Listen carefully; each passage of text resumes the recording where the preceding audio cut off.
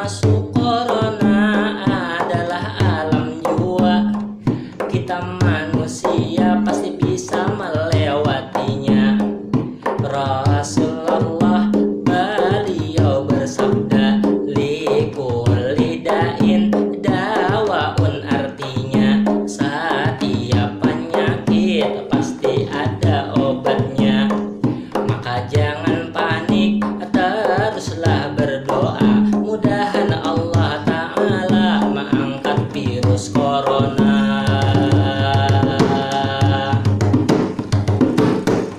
Sebagai seniman, semangat harus diasah. Jangan sampai pandemi menjadi penjaga dalam membuat karya seni yang indah. Di dalam Al-Quran, di dalam surah At-Taubah ayat 40, kita dihibur Allah. Jangan bersedih, kita bersama Allah menghadapi ujian. Jangan sampai hati gundah, teruslah berkarya, awali dengan bismillah. Maka dari itu, penonton semuanya, di Harlah Ar-Rumi yang ke-18 membangkitkan gairah kita.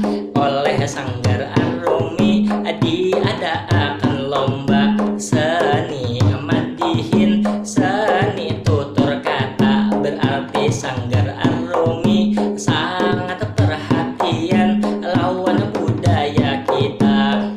Seni madihin dalam sejarahnya juga berperan dalam perkembangan dakwah syiar agama, sehingga ajaran Islam mudah diterima. Begitu juga dengan nama Ar-Rumi, ada sejarahnya. Mengambil afwah nama seorang ulama, Jalaluddin Ar-Rumi, yang masyhur di dunia, yang mana ilmunya tidak hanya diakui oleh umat Islam saja.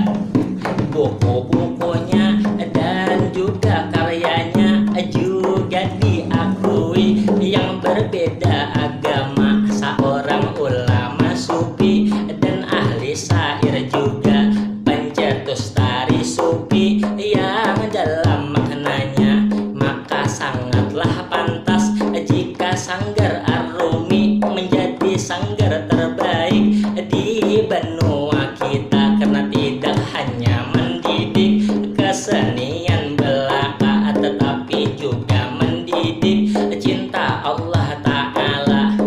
Dan alhamdulillah sudah 18 tahun ini usianya. Mudahan Sanggar Ar-Rumi ini selalu jaya.